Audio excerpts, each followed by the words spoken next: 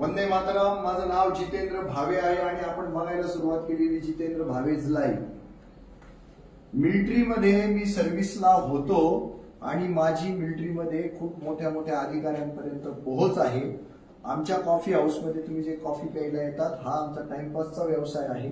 खऱ्या अर्थानं युवकांना नोकऱ्या लावून देणं हे आमचं काम आहे आणि 5-6 लाख रुपये जर दिले तर तुमची व्यवस्थित मिलिटरीमध्ये आम्ही नोकरी देऊ शकतो अशा पद्धतीचं आमिष. आता सध्याचं बेरोजगारीचं सगळीकडे पसरलेलं जे वातावरण आहे त्याच्यामध्ये ते आमिष दाखवायचं.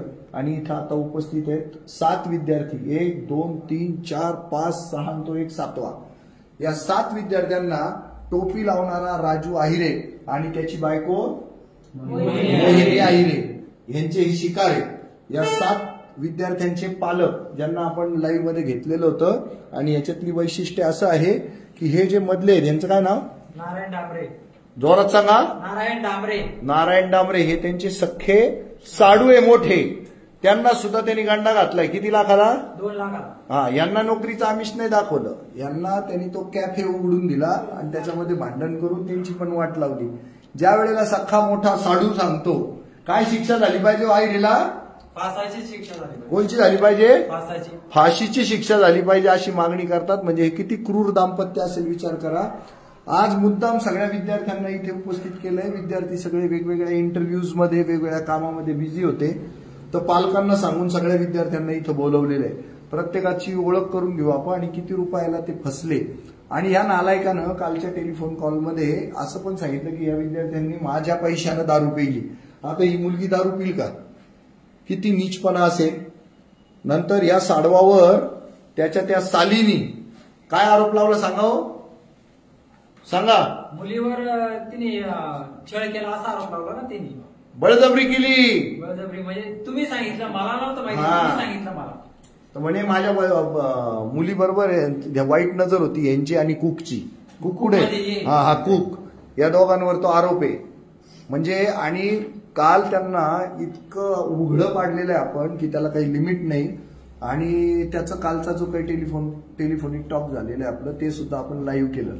जितेंद्र भावेज लाईव्ह मधून आणि निर्भय महाराष्ट्र पार्टीच्या माध्यमातून हे सगळे जे पिचलेले लोक आहेत, गांजलेले लोक आहेत यांना आवाज बनवून आपण काम करतो. आणि आता मिलिटरीच्या नोकरीचा गैरफायदा घेत आणि मिलिटरीतनं किकआउट केलेला, हुसकाटून दिलेला हा राजू आहिरे आणि त्याला साथ देणारी त्याची बायको, जेवढे यांचे पैसे जमा झाले ते कोणाकडे रे? कोणाकडे रे? अरे कोणाकडे? त्याच्या बायकोकडे तो पैसे ठेवतो आणि त्याची बायको काय सांगते? आमच्या दोघांची झालेली आहे काय झालेलं आहे? हरकत झालेली सांगतात ते. पण पैसे मात्र दोघं मिळून एन्जॉय करतात अशी अवस्था आहे. आता तुझी ओळख करून घेऊ आपण. हा सांग. मी कार्तिक मनोहर बोचरे. माझे 3 लाख रुपये होते त्याच्यातून 1 लाख रुपये भेटले, त्याचे 2 लाख रुपये बाकी आहे. परत सांग. शांतपणे सांग. मी कार्तिक मनोहर बोचरे. कार्तिक मनोहर बोचरे. काल तुझे वडील आले होते का? कार्ड तुमच्याकडेच आहे त्याचं. आणि इनोवा गाडी घेतली होती तुम्ही आणि इनोवा ज्याची त्याला देऊन टाकली डायरेक्ट. Very good. परत नाव सांग. कार्तिक मनोहर बोचरे. माझे 3 लाख रुपये होते त्याच्यातून 1 लाख रुपये भेटले, 2 लाख रुपये अजून बाकी आहे. हा. तुला दारू पाजली का राजू आहिरेनी? नाही. मग तो का बरं म्हणतो विद्यार्थ्यांना दारू पाजली? कोणत्या विद्यार्थ्यांनी दारू पिली होती? कोणीच नाही. कोणीच नाही ना? नाही. हा कोण आहे तुझ्या हातामध्ये येतो? राजू आहिरे. हा. आणि काय काय त्यांनी झाशी दिले तुला? मी तुम्हाला कामाला लावून देतो. आणि काय काय केलं तुझ्या बरोबर त्यांनी? त्यांनी आम्हाला 5-6 वेळेस बाहेर फिरवलं. आमच्या बाहेर म्हणजे कुठं कुठं फिरवलं? महू, इंदोर, भोपाळ आणि महू, इंदोर, भोपाळ म्हणजे हे मध्य प्रदेश आहे. अजून? आणि भोपाळ, राजस्थान. राजस्थानला कोणत्या शहरात नेलं होतं? राजस्थानला मी गेलो नव्हतो, बाकीचे मुलं गेले होते. हा. राजस्थानला कोणतं शहर? पुष्करला. राजस्थानला पुष्करला नेलं होतं. मग तिथं तो तुम्हाला तिथला आहे असं कसं वाटत होतं? कशावरनं गॅरंटी यायची तुम्हाला की हा खरंच आपलं काम करू शकतो? आम्हाला तो तिथे न्यायचा. आतमध्ये न्यायचा का पार? नाही म्हणजे नाही का ऑफिस मध्ये, तिथल्या विलेज मध्ये नाही का आर्मीच्या एरियात न्यायचा. आतमध्ये कधीच नेलं नाही? नाही, नव्हता नेत. कधीच नाही नेलं. बाकीच्यांना नाही नेलं, बाकीच्यांना नेलं. तो जायचा. आम्हाला गाडीतच बसून ठेवायचं. तुझी लूट किती रुपयाची झाली आहे? 2 लाख. 3 लाख होते, 1 लाख रुपये भेटला, 2 लाख रुपये बाकी. अच्छा. मग तुम्ही याच्या आधी कधी पोलीस कंप्लेंट वगैरे केली? नाही. कधीच केली नाही. नाही. पण चांदवडला पोलीस कंप्लेंट केल्यावर तो 1 वर्ष सेंट्रल जेलला होता ना. हो, ते तिकडच्या मुलांचे होते. अच्छा, किती दिवस होता हा मध्ये? 1 वर्ष होता. 1 वर्ष मध्ये होता. तू काय सांगशील इतर विद्यार्थ्यांना? मी इतकंच सांगेल की ना, असं कोणीही करू नये, अशी फसवणूक करून घेऊ नका. फसवणूक करून घेऊ नका. असे कुठल्याही पैसे देऊन काम होत नाही. सगळं काही ते मेहनतीवर आणि जिद्दीवर होतात. Yes, very good. हा, तुझं काय नाव? माझं नाव समीर मधुकर धात्र. मला 3.5 लाख रुपयाला फसवलं त्याने. ही कोण आहे तुझ्या हातामध्ये? मोहिनी आयरे. ही कोण आहे? मोहिनी आयरे. हा, पण कोण आहे ती? काय केलंय तिनं? राजू आयरीची कोणी? राजू आयरेची वाईफ आहे. हा, पण ती तर म्हणते माझा हे झाला म्हणते का काय? डिवोर्स झाला म्हणते. हा, पण तसं नाही का? नाही, तसं नाहीये. हा. ते दोघं एक फसवत आहे. दोघं मिळून फसवतात. बंटी बबली काय? हो, बंटी बबली. हे बंटी बबली आहे ना? हो. बरं, हा, सांग तुझी स्टोरी. तुला कुठं कुठं नेलं होतं? मला एमपीला नेलं तर इंदोरला नेलं, महूला नेलं, भोपाळ, इंदोर, महू, भोपाळ, अजून पुष्कर आणि सागरला. सागरला पण नेलं. म्हणजे मध्य प्रदेशात 4 ठिकाणी नेलं. दिल्लीला पण नेलं होतं. दिल्लीला पण नेलं. मध्य प्रदेशात महू, महू. सागर, भोपाळ आणि राजस्थानला पण. नाही, मध्य प्रदेशामध्ये महूला नेलं. महू, सागर, भोपाळ आणि दिल्लीला. नाही, MP मधले ठिकाण. MP मध्ये. हो. हा, इंदोर राजधानी. महू, इंदोर, भोपाळ आणि सागर. सागर. मध्य प्रदेशात 4 ठिकाणी नेलं. राजस्थानमध्ये पुष्करला नेलं. तुला नेलं होतं पुष्करला? पुष्करला नेलं होतं. बरं, हा. आणि दिल्लीला पण नेलं होतं. हा, ते पैसे कोणी खर्च केले? त्यांनीच केले का तुम्ही केले? नाही, आम्ही दिलेले, त्यांनी खाल्ले. किती दिले तुम्ही? आम्ही 3.5 लाख रुपये दिले होते. त्याच्यातनंच खर्च केले? त्याच्यातले नाही, आमचा जायचं खायचं सगळा खर्च आमचा होता. म्हणजे 3.5 लाख वेगळे आणि खर्च वेगळा. खर्च वेगळा. असं 5-6 टाइम नेलं, 7-8 टाइम नेलं. हा, तुला किती दिवस नेलं होतं त्यांनी तिकडं? नाही, याला किती दिवस नेलं? मला महूला 15 दिवस नेलं होतं. अच्छा. आणि त्या दरम्यान तुला कधी शंका आली नाही का? नाही, त्यांनी आणून दिली नाही शंका. मी म्हणतो अशा पद्धतीने अशा लोकांना पैसे देण्यापेक्षा तेवढे पैसे जर व्यवसायात गुंतवले तर व्यवसाय होऊ शकतात. नोकरीच्या मागे न लागता. ओके, हा, पुढे. तुम्हाला शंका कधीच आली नाही का रे? नाही, त्यांनी शंका कधीच आली नाही तुला? हा भामटा आहे आपल्याला लुटून राहिला? कधीच नाही आली. हा, बोला. माझं नाव कमल सागर सिंग आहे. कमल सागर सिंग. हा, तर नोकरीच्या यांनी त्यांनी फसवणूक केली. हा, किती रुपये रे? आता 1.5 लाख रुपये तर घेतले. हा, आणि पप्पा त्याच्या इथं कुक म्हणून होते. हा, आणि पप्पांचा पेमेंट वगैरे बाकी आहे त्याच्याकडे. किती? 2 महिन्याचा पेमेंट बाकी. आणि पप्पांनी 2 मुलं नेले होते हा. कामासाठी, तर त्यांचा बी 2 महिन्याचा पेमेंट बाकी. टोटल अच्छा. मिळून 2.5-3 पर्यंत होत आहे. आणि बाहेर जे येणं जाण्याचा खर्च आहे ते वेगळं आहे. तर पप्पाचं आम्ही लाईव्ह केलं होतं आणि कालचं फोनचं पण लाईव्ह केलं. त्याच्यानंतर त्यांनी काही कॉल केला का तुम्हाला? नाही, मी 2-3 वेळा त्याला कॉल केले. हा, कालपर्यंत तो कॉलच उचलत नाही माझी. बरं. आणि त्यांनी रिटर्न पण नाही कॉल केला. तुला कुठं कुठं नेलं होतं त्यांनी? मला पहिले इंदोरला नेलं. हा, आणि किती दिवस ठेवलं? 5-6 दिवस, 7-8 दिवस हा, असं करून तो ठेवायचा. हा. आणि लास्ट टाइम सागरला नेलं त्यांनी. हा. आणि तिथं महिनाभर थांबलो होतो मी हॉटेलवर. त्याचे पैसे कोणी भरले? हॉटेलचं भाडं स्वतःच भरले. पप्पांनी मला इथून पाठवून द्यायचे. 35,000चा बिल आला होता 1 महिन्याचा. सकाळ संध्याकाळ हॉटेलमध्ये खाणं. हा, आणि पाण्याची सोय नाही, काय नाही. बिस्लरी सगळ्या गोष्टी तेच हो. बिस्लरीच होतं. आणि मेन गोष्ट म्हणजे पहिले आमचा स्वतःचा व्यवसाय होता चायनीजचा. हा, उपेंद्रनगरला. हा. तर पप्पा नोकरीला लावून देता मुलांना. हा. तर त्याला कोणीतरी पप्पांचा नंबर दिला वाटतं. तर तो आमच्या चायनीजवर आला हा. संध्याकाळच्या टाइमावर. तर असंच बोलणं झालं. तर त्याच्या बायको ती मोहिनी राजू आईरे, हा. तिने मला विचारलं का सध्या तू काय करतोय. हा. मग मी बोललो की मी सध्या काहीच करत नाही, फक्त आर्मीचं आता चालू आहे, पण हाईट बसणार नाही. ती म्हणे का तुझे जे काका आहेत ते रिटायर आहेत, हा. त्यांच्याकडनं जर काही तुला कळवायचं असेल तर तू विचारू शकतो म्हणे. असं कोण म्हणायचं? मोहिनी आहिरे हा. म्हणायच्या. तर मग तिचा कसा काय सहभाग आहे रे याच्यामध्ये? सहभाग म्हणजे ते पैसे तिच्याकडे जात होते का सगळे? हा. ते फक्त नावासाठी राजू होता, पण खरी जे मॅन म्हणजे आहे हा. ती मोहिनी आहिरे. हा का हा. तीच खरी डाकू आहे का? हा, डाकू म्हणजे तिचे. आणि नंतरून पप्पांना त्यांनी याच्यात हे केलं की मी तुमच्या मुलाला मी नोकरीला लावून देतो, तर तुम्ही माझ्या इथं या. तर आमचा स्वतःचा व्यवसाय बंद करून त्याच्या इथं पप्पा कामाला गेले. मग नंतरून पहिले तो काय बोलला, फुकटमध्ये करून देतो म्हणे तुम्हाला, तुमच्या मुलाला फुकटमध्ये करून देतो. मग नंतरून तो हळूहळू पैसे मागायला लागला. पैसे मागायला लागला, 20 द्या, 40 द्या, 50 द्या करून मागायला लागला. आणि रात्रीच्या 8-9 वाजता संध्याकाळच्या फोन करायचा तो, का तू इथून निघ. मी एकटा इथून इंदोर पर्यंत 2-3 वेळा गेलेलोय, सागर पर्यंत गेलेलोय स्वतःच्याच खर्चाने. आणि कधी कधी मला धुळेपर्यंत बोलवायचं आणि तिथून डबल रिटर्न घेऊन यायचं घरी. आणि सटाण्याला, येवला त्या तालुक्यात घेऊन आपल्या ते काय ते मळा वगैरे तिथं 2-3 दिवस तिथंच बसवायचा. मळ्यांमध्ये कोणाच्या ते काय माहिती त्याचे असतील ओळखीचे. हा. आणि गेट पास सुद्धा दाखवलं होतं आम्हाला, का तुमचं सगळं फिक्स झालंय, तुमची नोकरी लागली, ह्या तारखेला तुमची जॉईनिंग आहे म्हणून आम्हाला हे सुद्धा लेटर गेट पासचं सुद्धा दाखवलं होतं. आणि नंतरून मग उद्या आज करत करत त्यांनी नंतर कॉल उचलायचे बंद केले. मग नंतरून कॉल केलं, उचलत नव्हता, मेसेज केले का बुधवारी, शुक्रवारी, शनिवारी हेच त्याचे दिवस राहायचे. आणि माझे खरं म्हटलं माझे मेन डॉक्युमेंट त्याच्याकडेच. आता मला कॉलेजला ऍडमिशन. अच्छा, तुझे डॉक्युमेंट सगळे त्याच्याकडे? हो, त्याच्याकडेच. आणि डॉक्युमेंट साठी राजू आयरे, अरे याचे डॉक्युमेंट देऊन टाक रे. तू 17 वेळा आम्हाला फोन करतो, पण त्याच्यामध्ये तू हा नीचपणा केलेला आहे, आम्हाला माहितीच नव्हतं. तर याचे डॉक्युमेंट देता का राजू आयरे? कमेंट कर इथं. आणि फोन केला का फोन उचलत नाही, मेसेज केला का बुधवारी ये, कॅफेवर ये, कॅफेवरून घेऊन जाय बोलतो. आणि कॅफेवर तर कावाचा तो फरार आहे इथून.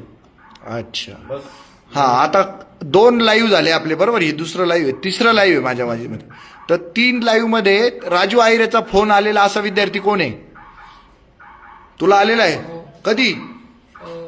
कालच आलं होतं संध्याकाळी. किती वेळा आला होता? 2-3 वेळेस आला. हा, पण किती वेळाचं बोलणं झालं त्याच्याबरोबर? 5-10 मिनिटं बोललो तो. हा, तू आम्हाला ब्लॅकमेल करायचा म्हणा, तुमच्याकडे आमच्याकडे दारू पिण्याची व्हिडिओ आहे. हा, रात्री पण तुला ब्लॅकमेल करत होता? हो, रात्री पण ब्लॅकमेल करायचा. मग तू दारू पिलाय का? नाही. बरं, समजा पिला असेल तरी आपल्या पैशाने पिलो ना आपण. आपल्या पैशाने. मग त्याचा या केसशी काय संबंध? काहीच नाही. त्यामुळं कोणी घाबरून जाऊ नका, टेन्शन घ्यायचं नाही. तुला पण आला होता ना रे फोन? नाही सर, मला आला होता. तुला आला होता का? हो, म्हणजे पैसे देऊन टाकतो म्हणजे मी, तुम्ही काय करू नका. पण मग तो तारीख होता घेत राहायचं. नाही, अरे काल फोन आला कोणाला? हा, मी करतो पैसे सेंड करतो, असं करतो, ते करतो, पण गेलीच नाही. इकडे पुढे ये, पुढे ये, मावशीच्या पुढे उभं आहे. रेकॉर्डिंग केली सर. हा, सांग.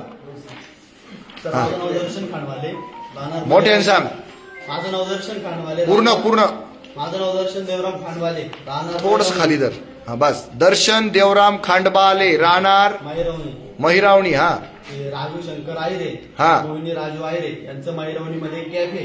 हा, तिथं 2 एक टाइम बंद बटा रे. हा, तिथं 2 एक टाइम चहा यायला गेलो. मग मोहिनी आयरे म्हणे तू काय करतो? म्हणलं मी शेती करतोय. मग ती असं बोलली, माझी मिसेस असे आर्मी ते तुम्हाला लावून देतील, हे करा ते करा, तुम्ही नाही का. मग त्यांना 3 लाख रुपये मी कॅश दिले माझ्या घरी. आणि मग ते म्हण मला पैसे अजून गरज पडते, मग बुलेट ठेव आणि मला अजून 85,000 रुपये वरतून दे. काय ठेव? बुलेट ठेवली सर त्यांनी माझ्याकडे. आता आहे का बुलेट आपल्याकडे? त्याच्या नाव नाही सर. हा का, म्हणजे ती चोरीची बुलेट आहे? त्यांनी माझ्याकडे ठेवली. बुलेटचा फोटो आहे का आपल्याकडे? घेऊन आलोय सर मी. अरे वा, चला बघून घेऊ आपण फोटो. सगळे नका उठू, थांबा. राजू आयरेने दिलेली बुलेट. ये धर. चल. ठीक आहे. हा सर, तो आर्मी नाव पण सर. ते नाव काहीच फोटो नाही. थांब. सांग तुझं नाव सांग. दर्शन देवराम खांडपाली सर, मी राहणार महिरावणी. राजू आयरेने माझ्याकडून 3 लाख रुपये घेतलेले. त्यात त्यांनी काय केलं, 3 लाख रुपये कॅश घेतले माझ्या घरी येऊन. तो त्याची बायको आली होती, तिचा भाऊ पण आलेला होता. मग कॅश दिल्यानंतर तो म्हणे मला अजून पैशाची गरज पडती. मग तो म्हणे गाडी ठेवा, 85,000 रुपये मला द्या म्हणे, मी नंतर गाडी घेऊन जायला पैसे देऊन टाकल. तुला बुलेट मिळाली? बुलेट मिळाली नाही सर. बुलेट मिळाली नाही सर. बुलेट ठेवली त्यांनी अजून काही नेलेली नाही. त्याची नाही. आता ही बुलेट दाखवून दे. हे बघा, ही बुलेट आहे. आर्मी नाव पण आहे सर त्याच्यावर. आणि पुढं आर्मी नाव आहे, दाखवून दे. कुठे? हे बघा, आर्मी नाव टाकलं म्हणजे याला वाटलं की ही बुलेट राजू आयरेची आहे. पण ही बुलेट राजू आयरेची नाही, MH15 EU 4261 ही 5 मिनिटात निघेल. कोणाची काय तू शोधला असेल ना? सर बघितलं होतं पण ते नाव दुसरं नाव येतंय सर त्याच्यावर. दुसरं नाव येतंय. हो हीच ती बुलेट आहे. ही बुलेट राजू आयरेनी दिले, यांनी तगादा लावला पैसे परत पाहिजे म्हणून, आणि मग त्यामुळे ही बुलेट त्याला मिळाली. म्हणजे आता तू टोटल आता ना कबूल जातोय सर पैसे द्यायला. हा काय म्हणला तू पैसेच भरेल नाही, असं केलं आणि तसं केलं. बस मी सर एवढं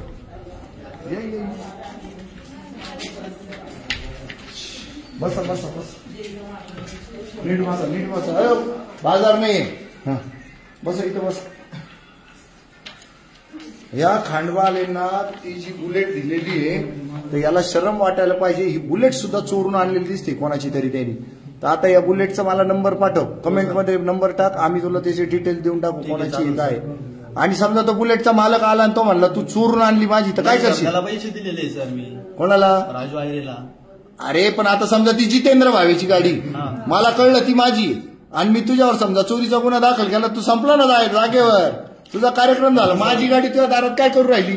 याचा अर्थ तू चोरून आणली. सर पैसे त्याला 2-3 व्यक्तींसमोर पैसे दिलेले सर मी. त्या व्यक्तीचा हे बघ कायद्यानी समजा ती माझ्या नावावर आहे गाडी, तर मग याच्या घरात सापडली तर ती काय केली?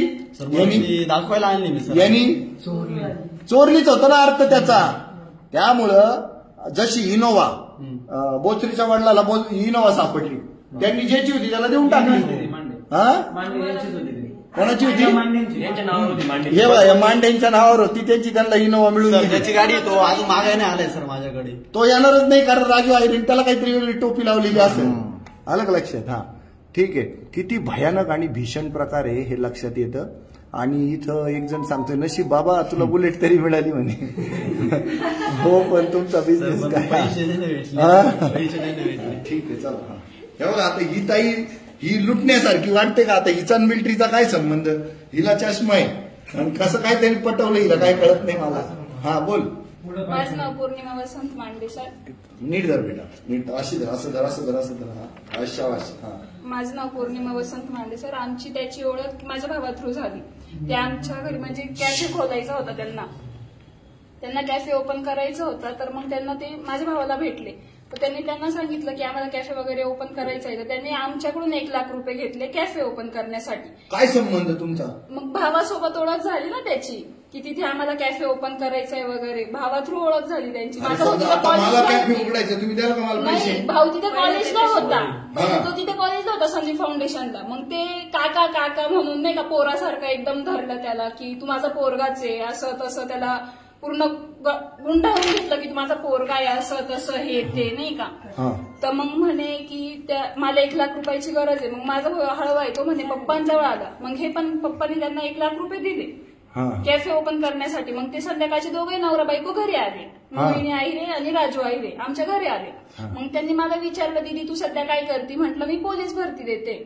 मग ती मोहिनी आहिरे मला बोलली की काका ते रिटायर झालेले आहेत बुवा म्हणे, मिलिटरीचे कामं करता, मग तुला करायचंय का? तरी मी म्हटली नाही मला पैशांनी नाही तर मला माझ्या स्वतःच्या जिद्दीवर करायचंय. म्हटलं नाही का. नाही म्हणे मग तुला तिथं हे नाही काढावं लागणार, जीव नाही काढावं लागणार, ग्राउंड वगैरे नाही देता येणार म्हणे. काका लावून देतील म्हणे, मॅनेजमेंट कोठ्यातून जागा निघतात म्हणे. तर काका मॅनेजमेंट आहे त्याच्यात MES मध्ये तुला काका लावून देतील म्हणे नाही का. म्हणे त्याचे किती आमच्या दोघं भाऊ बहिणींचे सांगितले की म्हणे आम्हाला 10 सांगितले. पण म्हणे तुम्ही आम्हाला वाईट काळात मदत करता ना, केली ना आम्हाला वाईट काळात मदत, तर आम्हाला तुम्ही 7च द्या दोघांचे. तर आमच्याकडून टोटल 7 लाख रुपये घेतले. कॅफेचे 1 लाख, कॅफेचे 1 लाख, असे 8 लाख. असे 8 लाख. बर तुला कुठं कुठं नेलं त्यांनी? मला इंदोर, महू, अजून इंदोर, महू, भोपाळला तर मला सागर ठेवलं होतं. नाही सागरला नव्हतं. मग भोपाळला एकटीच राहिली तू? नाही हे सगळे होते. तुझा भाऊ पण होता का समजी? नाही तो नव्हता, त्याला नव्हतं नेलं. त्याचे कॉलेजचं. तुला असं डाऊट नाही आला का त्याचा? त्याने डाऊट येऊनच दिला नाही ना. कसं काय काय काय केलं?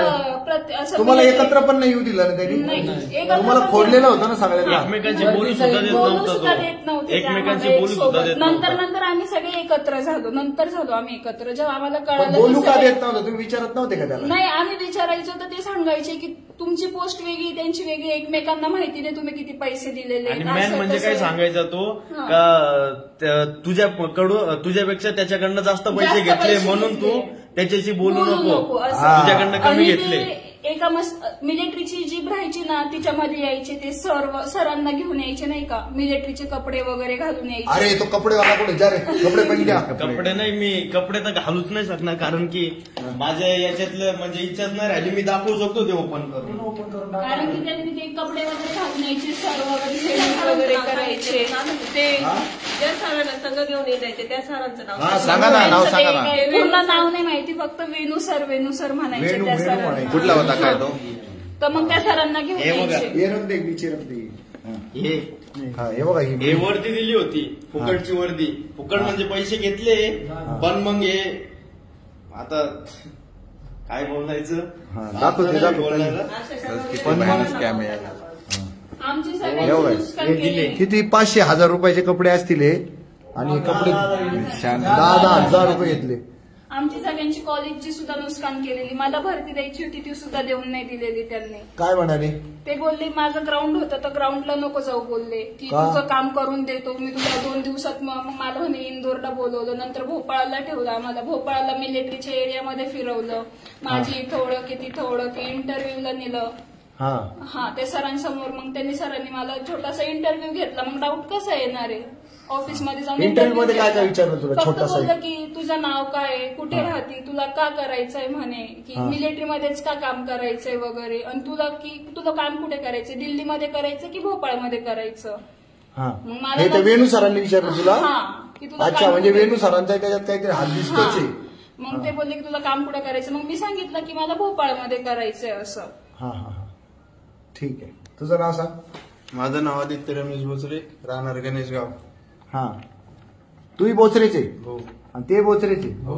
सख्खे भाऊ? सख्खे चुलत भाऊ. गणेशगावला तू राहतो? हो. आणि तू गणेश गावातलेच आहे का? अच्छा. तुला काय काय लुटलं त्यांनी? तर मला त्यांनी भोपाळ, मऊ, दिल्ली, राजस्थानला घेऊन गेला, महिनाभर ठेवले तिकडे. तुला कधी डाऊट आला का? डाऊट यायचं, पण सर राजस्थानला पण असं ठेवलं आम्हाला की नाही का, जसं तो पूर्ण मिलिटरी मॅन मध्ये, असं मिलिटरीमध्ये येतो असं ठेवलं राजस्थानला पण नाही का. माझी खूप ओळख आहे वगैरे, ओळख वगैरे दाखवलं, कोणाला डाऊट येणार आहे की हे माणूस नाही असं. ते कार्ड दाखवायचं, कार्ड दाखवून फसवलं. ते कार्ड दाखव रे, कार्डचा फोटो दाखव रे, कुठं ठेवलं होतं कार्डचा फोटो दाखव. राजस्थान, दिल्ली. ते कार्ड तुम्हालाही दाखवायचं का? हा, ते कार्ड आम्हालाच दाखवायचं ना. मग इनोवा मध्ये राहायचं. आम्ही गाडीत जायचो ना, ते टोलवाल्यांना तेच कार्ड तेच कार्ड दाखवून टोलवाले सोडून द्यायचे त्यांना. हे कार्ड, ते कार्ड आहे. गेटमध्ये आर्मी कॅम्प मध्ये पण हे कार्ड दाखवून एंट्री करायची. मध्ये पण हेच कार्डाने एंट्री करायचे. पण हे पण डुप्लिकेट आहे ना? काय त्यांनाच हेच ते कार्ड आहे, मिलिटरीचं कार्ड. मग पुढे काय आलं? काय तुला कुठं कुठं नेलं म्हणला? मऊ. पैसे किती दिले? 3 लाख रुपये दिले सर. 3 लाख. परत किती आले? परत नाही आले काही. एकही पण रुपये आला नाही? आम्हाला भोपाळला ठेवून तारीख व तारीख द्यायची, ह्या तारखेला तुम्ही. लेटर सुद्धा दाखवलं होतं, म्हटलं आमच्या लेटर हातात द्या. तर बोलले की नाही, ते लेटर डायरेक्ट जॉईनिंगच्या टायमिंगला देऊ आम्ही तुम्हाला. लेटर सुद्धा दिलं नाही आमच्या हातात. लेटर पण दाखवलं होतं, फेक लेटर बनवून दाखवलं होतं. किती दिवसात तुम्ही एकत्र झाले सगळे, जेव्हा भांड फुटत आलं होतं? भांड फुटलं नाही असं नाही. जेव्हा आम्हाला कळलं की आम्ही सगळे एकाच एरियात आहे ना, तेव्हा आम्ही एकमेकांच्या कॉन्टॅक्टमध्ये आलो. बर. तो असंच आम्हाला बोलवायचा, मध्यरात्री 8 वाजता निघा, 9 वाजता निघा, तुमचं दुसऱ्या दिवशी सकाळी इथे 6लाच काम आहे असं सांगून आम्हाला बोलवायचा.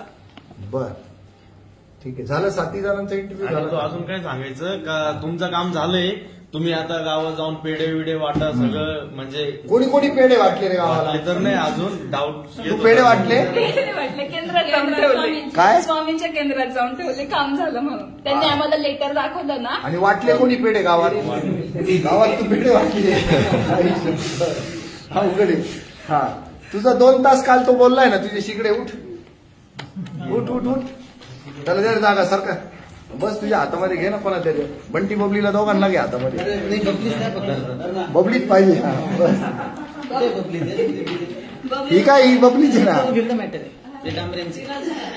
डांबरेंचं मॅटर आहे का? मी तरुणांना खोट्या सैनिकी नोकरीचे आमिष दाखवून लाखोची मोहिनी घातली. हिच्यावर का बरं तुमचा डाऊट आहे रे? पैसे हिने नाही डाऊट घेतले. हिच्यावर काय आहे तेच सांगतो मी आता. हा. ही याच्यात कशी इन्क्लूड आहे ते मी आता तुम्हाला व्यवस्थित सांगतो. हा. तर नमस्कार, मी विशाल पाटील. मी अगोदर 2दा लाईव्ह मध्ये होतो. हा. तर तिसऱ्या लाईव्ह मध्ये आम्ही आता हल्लीला 7 लोक आलोय. हा. आणि याच्यावरून खूप खूप लोक आहेत. एवढे लोक आहेत ना, तर आता आम्ही आणू, त्यांनाही आणू साहेब. हा. इथं बसायला जागा पुरणार नाही एवढे लोक आहेत. अच्छा. त्यांनाही तुमच्यापर्यंत पोहोचवू आम्ही. हा. तर हा आमच्यात हा एक समीर धात्रक आहे. हा, समीर तर दादा. समीर धात्रक याचा एक मित्र आहे. तर त्या मित्राला सोबत हा त्याच्या कॅफेवर जायचा, तिथं संदीप हा. फाउंडेशनला. हा. तर कॅफेवर गेल्यावर हे बसतील, चहा वगैरे काही घेत असतील, तर तेव्हा ती यांना काउन्सिलिंग करायची, यांना सांगायची की मी माझा नवरा असा असा रिटायर्ड आहे आणि अशी अशी नोकरी आहे म्हणून. काउन्सिलिंगचं काम तिच्याकडे होतं. काउन्सिलिंगचं काम, ती पटवण्याचं काम तिच्याकडे होतं. ती छोटी मुलगी होती तिची मधुली, छोटी मुलगी होती मधुली. तिला ती काउंटरवर बसवायची, म्हणजे तिला असं जवळ घेऊन बसायची आणि अशा पद्धतीत बोलायची. बोलण्यात इतकी पटाईत आहे ना ही बाई, हा. तुम्हाला काय सांगू. म्हणजे एखाद्या कॉलेजमध्ये प्रोफेसर पाहिजे होती ती. हा. तर याला म्हणाली, समीर धात्रकला. आता ते त्याला बोलता आलं नाही, कारण कॅमेरा बघून लाजणारे पोरं आहेत हे सगळे मुळात. हा. तर त्याला व्यवस्थित सांगता आलं नाही. तर त्याची बाजू ठेवतोय मी सगळ्यात पहिले. तर त्याला तिने काय सांगितलं की मी तुला लावून देते नोकरीला, एक भरती येते. मी त्या दिवशी साहेब तुम्हाला बोललो ना एमईएसची. हा. तर ती अशी विशेष भरती आहे की तिचे फॉर्म पडत नाही, ती आपल्याला Direct भरता येत भरती, नाही. direct. अशी भरती आहे की ती रेफरन्सने, आर्मी मॅनच्या रेफरन्सने, म्हणजे जे आर्मी रिटायर्ड लोक आहेत किंवा आर्मीमध्ये जे कार्यरत आहेत त्यांचे जे पोरं असतात ना, मुलं असतात ना, त्या मुलांसाठी विशेष भरती आहे असं सांगून त्या भरतीमध्ये आम्ही तुम्हाला जॉईन करून देऊ. आणि माझ्याकडे असे जागा आल्या आहेत, वेगवेगळे साहेब आहेत, ते माझ्या कॉन्टॅक्टमध्ये आहेत, त्यांनी तेवढे सीट राखीव ठेवलेले आहेत, तर तिथे मी तुम्हाला अप्लाय करतो असं म्हणून सगळ्यांकडून त्यांनी पैसे मागितले. सगळ्यांना तो ट्रेनिंगच्या नावाखाली न्यायचा सगळ्यांना. आता एमईएसच्या इंटरव्ह्यूसाठी त्याने आम्हाला स्टडी करायला लावला एका लॉजिंगमध्ये. माझ्यासोबत ही ऋतुजा मांडे होती. तर आम्ही 2 दिवस रात्र अभ्यास करत होतो की आमचा परवा इंटरव्ह्यू आहे म्हणून. हा, मी ऋतुजा मांडे आणि समीर दात्रक. समीर धात्रक नाही, दर्शन खांडवाले, आम्ही तिघं जण अभ्यास रूम करत मध्ये होते. अभ्यास करत होतो की आमचा परवा इंटरव्ह्यू आहे. नंतर इंटरव्ह्यू देखील केला त्याने एमईएसच्या कॅम्पमध्ये आम्हाला जेव्हा नेलं, तर कॅम्पच्या आत त्याने या मुलीला नेलं. कॅम्पच्या आत सरळ दिवसा ढवळ्या कॅम्पच्या आत गाडी घातली, ते कार्ड कार्ड दाखवलं आणि एवढंच नाही, आतही नेलं. ते कुठं झालं कॅम्पला?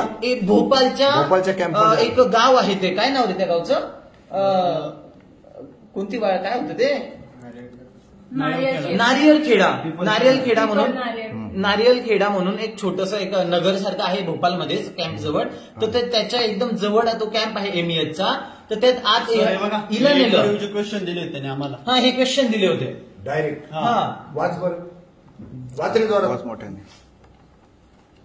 एमईएस की स्थापना कौन से साल में हुई, दक्षिण कमान कहाँ आती है, 2023 में रक्षा मंत्री का नाम बताए, इंडियन आर्मी विश्व में किस स्थान पर है. असे त्याने आम्हाला 50 क्वेश्चन दिले साहेब.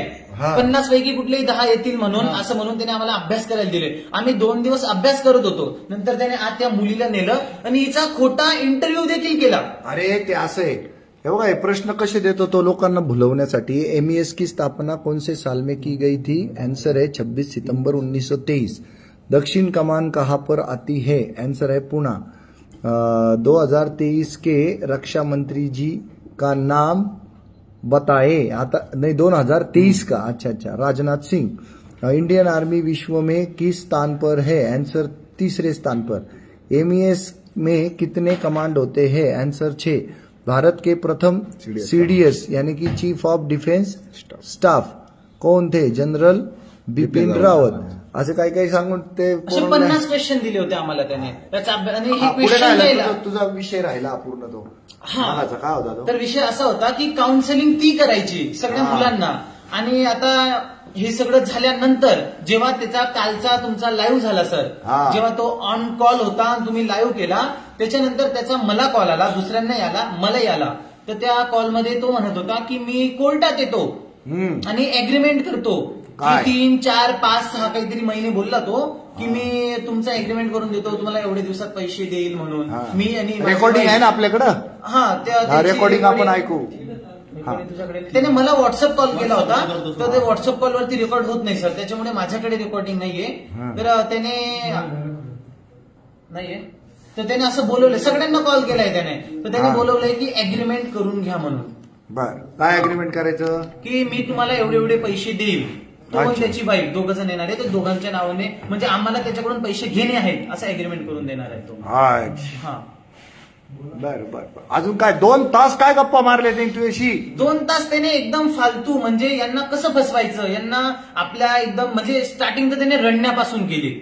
किती वेळ रडला? रडणं स्टार्टिंग एकदम रडत रडत रडत, म्हणजे असं वाटत होतं की जसं म्हणजे आता शब्द वापरता नाही येणार मला, की कोणी गेलं बा, हा असं काहीतरी तो एकदम त्या आवाजात बोलत होता, अशा आवाजात. मी तर पहिले म्हटलं तुझं मला कळत नाही, तू काय बोलतोय, तुम्ही काय बोलताय मला कळत नाहीये. मग थोडी भाषा सुधारली. त्याला घरी चहा पाजला का रे तुम्ही काल? म्हणजे तुझ्या घरी आलता ना? आज माझ्या घरी गेला होता तो, चहा पाजला? 40 गावला माझ्या घरी गेला, आणि घरी पण पप्पांना शेतात नेलं त्याने, घरी बोलला नाही, पप्पांना शेतात नेलं. हा, पण घरी त्याला पाणी चहा पाजला का? नाही, तसं तर आता चहा पाणी कसं पाजणार आहे, जहर प्यायची पाळी आली. तर मग त्याला शेतात नेलं, माझ्या पप्पांना शेतात नेलं त्यांनी. तुषार निकम सर हा आहे 40 गाव बोरखेडा. नाव काय तुझं? विशाल पाटील. विशाल पाटील आहे सर. हा तुम्हाला मगाशी फोन करत होता, याला भेटा. हा, तुमचा सर फोन व्यस्त येत होता, आणि मी इकडेच असतो, मी तिकडे 40 गावला नसतो, मी इकडे शिक्षणामुळे इकडेच असतो मी. बोला. हा, तर मग तो आता सगळ्यांना एवढाच प्रयत्न करतोय की तुमच्याशी कॉन्टॅक्ट सोडा म्हणून, म्हणजे तुमच्याकडे येऊ नका. अच्छा, भावींकडे येऊ नका. भावींकडे येऊ नका. तो पहिले त्याने धमकी दिली, सुसाईड करीन म्हणून. आपण त्याला उत्तर पाठवलं होतं ना, केस करीन बा तुमच्यावर. नाही, पहिल्यांदा सुसाईड करील अशी आपल्याला धमकी पाठवली, आपण काय उत्तर द्यायला लावलं? आपण उत्तर दिलं की 20ची बॉटल अपूर्ण पडली तर आम्ही घेऊन येतो. नाही केली त्यांना सुसाईड, धमकी होती, फसवी धमकी होती ती. त्याच्या मुलीचा मला कॉल आला, तिची मुलीचा अजूनही माझ्याकडे कॉल रेकॉर्ड आहे. ती मुलगी रडत होती की दादा दादा माझ्या मम्मीला वाचवून घे, फक्त पप्पांना. ते ऐकवता येईल ना? ऐकवता येईल साहेब, ऐकवता येईल. कुठे माझा फोन? पण तुझा आवाज लई कमी आहे रे त्या फोनचा. आवाज काय येणार? द्या रे त्याचा फोन, द्या रे. तर तो रेकॉर्डिंग मध्ये ती मुलगी म्हणत होती की ती मुलीचा विषय असा आहे साहेब, ते त्याचा पर्सनल मॅटर आहे, मी बोलायला नको, पण आता हे मी दाखवतोय म्हणून तुम्हाला मागची पार्श्वभूमी सांगतोय. ती मुलीचा असा विषय आहे की ती मुलगी फक्त मोहिनी अहिरेची आहे, राजू अहिरेची मुलगी लहानी आहे. आता समजून घ्या तुम्ही.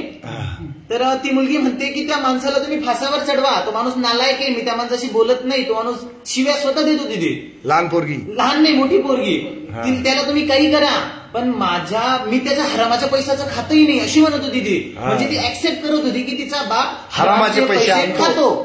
पण ती जी मोहिनी अहिरे आहे ना, तर ती म्हणत होती मला तेवढी एकटीच आहे, ती पुण्याला असते, कॉलेजमध्ये हॉस्टेलमध्ये राहते पुण्याला. आता जाऊ द्या, सोडा ते जास्त आता.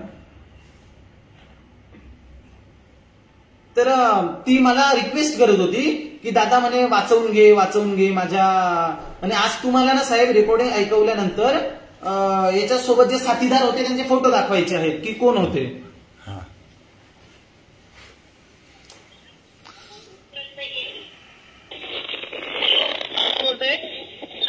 बोलते दादा.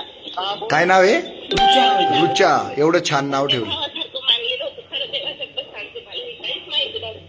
माझ्या आईला जर काही झालं तर तुझी जबाबदारी मी खरंच सांगते, मला त्याच्याशिवाय बोलत नाहीये. नाही दीदी हॅलो, ऐक ना, हॅलो, तुला पण बहिणीसारखं मानलंय मी. ऐक एक मिनिट. तुझ्या मम्मी पप्पांनी एवढ्या लोकांकडून एवढ्या लोकांकडून पैसे घेतले, ते लोक बिचारे दररोज रात्री घरात रडता, व्याज भरताय. अरे दादा, हे बघ, आम्ही पण काही रोज काही चांगलं करतो, आम्ही चांगलं राहतो, असं भागलेली आम्ही पण आमच्या घरातच सांगतोय. माझ्या वडिलांचं मला काही सत्ताच नाही, माहिती नाही कुठे खरंच सांगते. लोक रडतात, रात्री जेवण जात नाही लोकांना, व्याजाचे पैसे काढून मम्मी पप्पांना दिलेत लोकांनी. दादा मी बोलत सुद्धा नाही का माझ्या वडिलांची, पाया पडतात त्यांच्या फोनवर. दादा आमचे पैसे देऊन टाका, दादा आमचे पैसे देऊन टाका, ते पप्पा फोन उचलत नाही. मी फक्त माझ्या आईला बघू शकते, ते आमच्या सुद्धा फोन उचलत नाहीये. तिच्या वडील तिचे फोन उचलत नाही. खोटं आहे सगळं, ते दोघांचे फोन चालू आहे आपल्याला. फोनच नाही. आता एवढी बात झाली रेकॉर्डिंग का पुढच्या नाही ऐकू ना आपण. मी आता पुण्यावर निघाली. माझं काय म्हणणं काय तुला मला सांगणार होतं. माझ्या आईबद्दल प्लीज काही नको करू. समजा रिक्वेस्ट करत होती आईला वाचव, हा, आई पुन्हा कन्व्हिन्स करायला लोकांना मोकळी, आई मोकळी, माझा नवरा आईच्याच गुणांवर आहे बघा कशी कन्व्हिन्स दादा दादा करून करते, म्हणजे तिच्या बाप्पासारख्या माणसावर आरोप टाकते. पाया पडलो, एवढं रिक्वेस्ट केल्या. दादा मी खरं सांगू, मी माझ्या माझा फोन सुद्धा उचलत नाही आहे. मला माझे नातेवाईक तिचे मम्मी पप्पा तिचा फोन उचलत नाही. तू रडू नका आता, मी करतो काहीतरी. तिला सांत्वना मला द्यावी लागली. तिचे आई वडील तिच्या मुलीचं पालन पोषणही करत नाहीये, हरामाचे पैसे खातात ते दोघी नवरा बायको. आणि ती म्हणते ना की मी डिवोर्स घेतलाय, तर डिवोर्स घेतला म्हणते ती. जर हिने डिवोर्स घेतला असता तर हे असले मज्जा मारत फिरत नसते. हा, हे कुठं फिरले आता हे मला एकाने टाकलं. हे मी त्याला विचारलं पण होतं की कधीचे फोटो आहेत, कुठले आहेत. पैशाची मज्जा येईल. हा, हे बघा ना तुम्ही, मज्जा बघा ना. इथं गॉगल लावून डॉन बघा, त्याच्यावर झूम करून दाखवतो. ही बघा, ही ती मोहिनी अहिरे. आणि अक्षरशः शिव्या द्यायचं मन होतं जेव्हा आमच्या पैशांनी हे असे चाळे करतात ना, पण ते लाईव्ह असल्यामुळे आम्हाला शिवी सुद्धा देता येत नाही. अजून हे 2 फोटो पाठवले त्या समोरच्या व्यक्तींनी. मी त्यांना विचारलं कुठले काय, तर त्यांनी मला उत्तर दिलेलं नाही अजून. हा तिचा भाऊ आहे. आता हे मुळात नाही दाखवलेलंच बरं, कारण त्यांचा विषय एखाद्या वेळेस संबंध नसेल तर. पण हे बघा, बीचवर मजा मारताय हे लोक. हे लोक बीचवर मजा मारताय आणि म्हणताय आमचा डायव्हर्स झालाय. आणि एवढंच नाही साहेब, यांच्यासोबत मी कोण कोण आहे तेही सांगतो तुम्हाला. यांच्यासोबत आहे आता मला समोरच्याने एक, हा व्हॉट्सअपने आता एक नवीन लोक आता नालायक आहेत ना, तर व्हॉट्सअपने पण थोडी युक्ती केली आणि डीपीचा स्क्रीनशॉट नाही सेटिंग करून दिली. त्याच्यामुळे याचा पूर्ण स्क्रीनशॉट नाही आला साहेब. हा आहे गबा मटाने, गबा भाऊ मटाने, म्हणजे मटाने गाव आहे तिथला हा गबा आहे.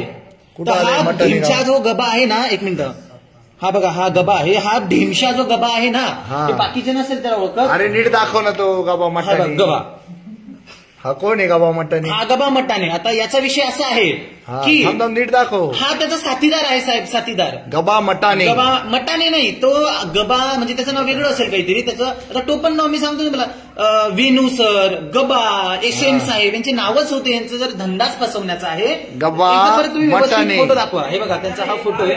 मटाने गाव आहे. तर मटाने गावातला जर कोणी बघत असेल तर या गबाला तुम्ही जिथं दिसेल ना तिथे याला शेण मारा. यांचे कृत्य एकदम नालायकांसारखे आहेत. तर हा गबा आहे. तर हा गबाला फक्त तुला भेटलाय गबा? नाही, यांना नाही, तो गबा मला भेटलाय. कारण ह्या सगळ्यांच्या अगोदर पहिला बकरा मी आहे. पहिला बकरा हा आहे. पहिला बकरा आहे. जेव्हा हा हलाल झाला तेव्हा माझी बारी आली. पहिला बकरा हा आहे. नंतर तो कॅफेवर येत होता, त्याला साक्षीदार हा व्यक्ती आहे. मला तो भेटला सर, म्हणे माझ्या मुलांचं काम केलंय त्यांनी, तुमचं पण काम करून गबा मटाने सांगायला गबा मटाने सांगायला नव्हता. ऐका, हा आर्मीचा आणि तो पोलीसचा. कोण? गबा मटाने पोलीसचा. स्वतःला पोलीस रिटायर्ड सांगतो. गबा मटाने. आणि तो पोलीस म्हणजे ज्याला आर्मी ज्याला नाही आवडली, ज्याला आर्मी नाही जायचं, भले त्यांच्याकडे पैसे आहेत, मग त्यांना ऑप्शन पोलीस म्हणजे पैसे लोकांना लुटण्याचा एक वेगळी नवीन गबा मटानेचा नंबर आहे का? त्याचा गबा मटानेचा नंबर घ्या तुम्ही. 96 आता नोट करा, तुम्ही कमेंटही करजा, नोट करा. 96 89 19 63 90 9689196390. तर हा ढिमशा गबा मटाने गावाचा आहे. तर मटाने गावातले आजूबाजू गावातले कुणी बघत असतील तर त्याला दिसेल तिथे शेणाने मारा. गबा मटाने. गबा मटाने झाला. तो फोटो काढला का तू इन्स्टावरून? काढ लवकर. फोटो पाहावा लागेल, एक मिनिट. हा आहे साहेब. आता मी याचा फोटो दाखवतोय. हा डेंजर माणूस आहे एकदम. मी याचा फोटो दाखवायला घाबरत होतो. मी खूप आपल्या पहिल्या लाईव्हला 15 तारीखला केलं आपण. तर मी एकदम राजू एरियाला नाही घाबरलो, पण याला घाबरलो. हा खूप डेंजर माणूस आहे. मी एकदम घाबरतो त्याला. तो एवढा डेंजर माणूस आहे ना, म्हणजे मला तो स्वप्नात येतो कधी कधी साहेब. हा एवढा डेंजर, मी उठून जातो रागा, म्हणजे झोपमध्ये उठून जातो. एवढा डेंजर माणूस आहे हा नाशिक मध्येच राहतो. तर एक मिनिट, हा जो माणूस आहे ना, याचा मी एवढे दिवस फोटो नाही दाखवला याच्या भीतीपोटी, की मला जिवंत राहायचं आहे, इथं मला शिक्षण घ्यायचं आहे. तर मी भीतीपोटी मी दाखवला नाही. पण आता साहेब, आता तुमच्या दरबारात आलोय आम्ही. आता मला कळालंय की सोशल मीडियाची पॉवर काय असते. तर हा आहे तो, याचं नाव काय आहे? संदीप. सरनेम काय याचं? संदीप. हा रिक्षा चालक आहे साहेब, रिक्षा चालक. याचा रोल काय ते सांगतो मी साहेब तुम्हाला. याचं नाव सांगा. हा इथंच राहतो. अरे ऍड्रेस सांग ना त्याचा, तुला माहिती आहे. बोल ना. मोरेमळा. मग बोला ना, तुम्ही बोलत का नाहीये? नाशिक मध्ये सर मोरेमळा. बोला, घाबरू नका कुणीच आता. नाशिक म्हणजे रामवाडी ना सर, रामवाडीच्या पुढे मोरेमळा आहे. मोरेमळ्यामध्ये राहतं. संदीप. आणि आता साहेब मी दाखवताना पहिले क्लिअर करतो साहेब, मी उद्याचं 10 वाजेला तुम्हाला उद्या सकाळपर्यंत 10 पर्यंत माझा फोन नाही आला ना साहेब, तर पोलीस स्टेशनला कळवा की याने मला काहीतरी केलं म्हणून. अगोदर सांगून देतो साहेब तुम्हाला, माझा फोनची वाट बघा 10 पर्यंत, म्हणजे मी हयात आहे म्हणून कॉल करीन तुम्हाला. मी लय डेंजर माणूस आहे, आम्ही घाबरतो याला खूप. गन मेजरकडे गन आहे ना, राजू अहिरे गन आहे त्याच्याकडे. राजू अहिरेकडे गन आहे, पण आम्ही बघितलेली नाहीये. आम्ही ऐकलेलं आहे म्हणून मी बोललो नाही. जे बघितलंय तेच सांगायचं, जे नाही बघितलं ते कायला सांगायचं. परत दाखवतो. हा बघा, हा संदीप रिक्षा चालक आहे. याचं सरने माहित होतं मला, मी विसरलो. रिक्षाचा फोटो आहे. तर याचा रोल काय आहे माहिती का? नाही साहेब, याचा रिक्षाचा फोटो नाहीये. त्याचा रोल काय आहे साहेब माहिती का? याचा रोल असा आहे की हा त्याचा ड्रायव्हर होता. आता कोणीतरी दुसरंही सांगा ना त्याच्याबद्दल, कोणी आहे का कोणाला माहिती? संदीप बद्दल काय माहिती? हा बोल. पण तो ड्रायव्हर म्हणजे गाडी चालवायचा, तो दरवेळेस राहायचा नाही का तो राजू. तर तो काय करायचा, त्याच्याबद्दल काय सांगायचा तो? म्हणजे तो नाही का डायरेक्ट तो राजू अहिरे बद्दल काय सांगायचा? तो बोलायचा तो रिटायर आर्मी आहे, आणि हा बोलायचा मी आर्मी सोडलीये. 6 वर्ष केलं. 6 वर्ष केलं मी सोडले. याच्याबद्दल बोला असं संदीप म्हणायचा. जे सांगायचं नाही बद्दल. संदीप तुला भेटला का? संदीप तुला भेटला? मला एकदा भेटला होता. तो म्हणे तुमचं काम 100% करून देणार. राजू अहिरे चांगला माणूस असं बोलला सर, पण त्यांनी फसवलं सर. सर आहे बा, हा त्यांच्या गावातलं एक जण आहे, यांना आमच्या समोर उभा करायचं की या पोरांचं काम केलंय. याचा रोलही सांगतो मी. एक रोल एक इस्टॅब्लिश करू द्या आपल्याला, एक पर्सन, लोकांना कळायला पाहिजे. तो हा जो आहे ना साहेब, हा जो संदीप आहे, हा डेंजर डॉन संदीप जो आहे ना, तो या संदीपचा रोल असा आहे की हा ड्रायव्हर होता. तर हा ड्रायव्हर असा होता की जेव्हा हा राजू अहिरे पोरांना गाडीमध्ये सोडून कॅम्पमध्ये जायचा, की मी आज जातोय तुमच्या साहेबांची मीटिंग आहे माझी मोठी, हे सोबतच राहायचे का? हा ड्रायव्हर होता. हा याच्यावर अजून एक व्यक्ती होता, त्याचं नाव अजून आम्हाला कळालेलं नाहीये. त्याचं ते फ्रॉड नाव काय होतं काय माहित, त्याचंही पुढच्या लाईव्ह मध्ये त्यालाही घेऊ आपण. तर याचा रोल असा होता की जेव्हा हा राजू अहिरे आम्हाला पोरांना गाडीत सोडून कॅम्पमध्ये जायचा मीटिंगचं नाव सांगून, तेव्हा हा राहायचा आमचा वॉचमन. वॉचमन म्हणजे आमचा वॉच ठेवणारा मॅन, आमचा वॉचमन होता हा तेव्हा. तर मग आम्ही जर कोणी काही राजू अहिरेच्या विरोधात बोलायला लागलो, म्हणजे राजू हे खर्च होईल का, मग तेव्हा आम्हाला टोकायचं आणि त्याच्याविषयी आम्हाला चांगल्या गोष्टी सांगायचं काम याचं होतं. म्हणजे हा आम्हाला कन्व्हिन्स करायचा की हे तुमचं आता सरकारी काम आहे, वेळ लागतो, टेन्शन कायला होतो, काय होतं सांग. राजू अहिरेचा राईट हँड होता, म्हणजे सगळ्या गोष्टी तो हँडल करायचा. आणि काही गोष्टी असेल तो डायरेक्ट सांगायचा, संदीप सांग यांना समजावून. हा आम्हाला हा त्याचा पीए होता तो राजू अहिरे, म्हणजे स्वतःला साहेब समजायचा एक, आणि सांगायचा हा असं आहे, हा तुम्हाला संदीप समजावून देईल. अशी यांची. आणि आम्हाला 10 वेळा ते कॅम्प गेला, फक्त गाडीतच बसवायचा आणि ते मेडिकल साठी काहीतरी फायली वगैरे घेऊन यायचा, फक्त आमचे ते शिक्के वगैरे घ्यायचा आणि झालं तुमचं मेडिकल. हे झालं, हे फक्त तेवढंच करायचं. म्हणजे बंटी बबलूचा हा कंपाऊंडर आहे, हा डॉन कंपाऊंडर बंटी बबलीचा हा कंपाऊंडर आहे. आता हा झाला साहेब, त्याच्यानंतर तो फोटो काढतो. एक आहे दादू म्हणून त्याच्या गावाचा व्यक्ती, तर त्याचं काम काय आहे, हा झाला. आता हा पोरांवर वॉच ठेवणारा दादू. नाही हा संदीप, हा डॉन संदीप जो आहे ना, खून करणारा संदीप जो आहे ना, तो फक्त पोरांवर वॉच ठेवणारा होता. आता अजून एक कॅरेक्टर असं होतं की जे पोरांमध्ये होतं, म्हणजे ते आमच्यात असं म्हणून राहायचं की त्याचंही काम चालू आहे, म्हणजे तोही आमच्या सोबत आहे वेटिंग मध्ये. तर हा आहे तो दादू. वाखारी याचं गाव आहे, हा त्याच्याच गावाचा व्यक्ती आहे.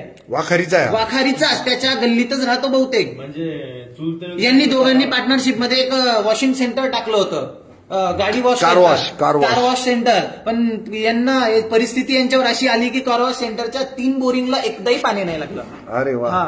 तर हा दादू आहे. तर हा आमच्यात राहायचा, आमच्यात म्हणजे तो वॉचमन ज्या वेळेस त्याच्या आमच्यावर वॉच गेला वगैरे असायचा का तुमच्या? हा आमच्यासोबत पुष्करला होता. पुष्करला होता आणि 1-2दा मौला होता. तर याचं काम काय, आमच्यात मिळून मिसळून त्याची वाहवाही करायची, आमच्यात मिळून मिसळून, आणि याला नवीन नवीन पोरं आणून द्यायचे. ही याची भूमिका होती. आणि हाही त्याच्यात म्हणजे बकरे गोळा करायचं काम हा करायचा. बकरे गोळा बी करायचं आणि त्यांना हलाल करायच्या अगोदर त्यांचं खानपान सगळ्या गोष्टी बघणारा हा होता. तर असे ही पूर्ण यांची टीम आहे आणि अजून खूप नाव आहेत जे युनिफॉर्म मध्ये व्यक्ती यायचे, त्यांचा शोध चालू आहे साहेब. ते पण आम्ही लवकरात लवकर काढू. मी आता सीसीटीव्ही फुटेज सुद्धा मी मागवलंय हॉटेलचा, पण ते जोपर्यंत FIR होत नाही तोपर्यंत आम्हाला सीसीटीव्ही फुटेज भेटणार नाही. त्यात ते जे व्यक्ती आहेत जे युनिफॉर्म मध्ये आले होते ते कॅमेरे हॉटेलच्या कॅमेऱ्यात 2 वेगळ्या हॉटेलच्या कॅमेऱ्यात ते कॅप्चर झाले. तर साहेब जर त्या हॉटेलची सीसीटीव्ही फुटेज आली त्या तारखेची तर ते व्यक्ती सापडते. मग ते खरंच ऑन ड्युटी होते, यांचं केवढं रॅकेट आहे तेही सापडेल. इनोवाचं काय झालं? इनोवा ज्यांची ते फायनान्सवाल्यांना देऊन टाकले. हा, त्यांनी हप्ते नाही भरले, पप्पांच्या नावावर घेतली, त्यांच्या नावावरती होत नव्हती, मग त्यांनी पप्पांच्या नावावर घेतली ती इनोवा. हप्ते पण व्यवस्थित क्लिअर नव्हते भरत, त्याच्यामुळे फायनान्सवाले 4 टाइम पप्पांना फोन करायचे की इनोवाचा हप्ता नाही भरला असं. मग पप्पांनी इनोवा घेतली, जमा केली, आधी बोचरेकडे होती ती, मग त्यांनी ते आमच्याकडे आणून दिले, आम्ही ते फायनान्सवाल्यांना देऊन टाकले. Very good. कोणाला काही सांगायचं आहे? तुमचं काय म्हणणं आहे? माझं काहीच म्हणणं नाहीये, त्यांची प्रॉपर्टी जमा करावा, त्यांची सगळ्यांची वाटून द्यावा, सगळ्यांच्या वाटून द्यावा, नाहीतर मग सिलेंडर करून द्यावा यांनी. यांच्यावरच नाही, तिने आमच्यावर पण आरोप लावलेले, घाण आरोप लावती ती डायरेक्टली. आणि पोरांचा पिण्याचा जो विषय आहे ना, जे ते म्हणतात ना की पोरं दारू पिले, तर तो विषय काय आहे की आता अगोदर आम्ही पालकांना याच्यात आम्ही इन्व्हॉल्व नव्हतं केलेलं या विषयात. आम्ही विद्यार्थी होतो, फक्त आम्ही विचार करायचो की पुढे काय करायचं, याच्यावर कशी ऍक्शन घ्यायची. तेव्हा आमचं ठरलं नव्हतं साहेब की तुमच्याकडे यायचंय. तर तेव्हा तो आम्हाला कशी धमकी द्यायचा की जर तुम्ही माझ्या विरोधात काही केलं तर मी तुमच्या बापाला कॉल करीन आणि तुमच्या बापांना सांगेन की तुम्ही दारू पिले म्हणून. ही ती दारूचा विषय, बाकी काही नाहीये. ब्लॅकमेल करायचा की मी खोटं नाटक सांगेन तुमच्या घरी, असा तो विषय आहे.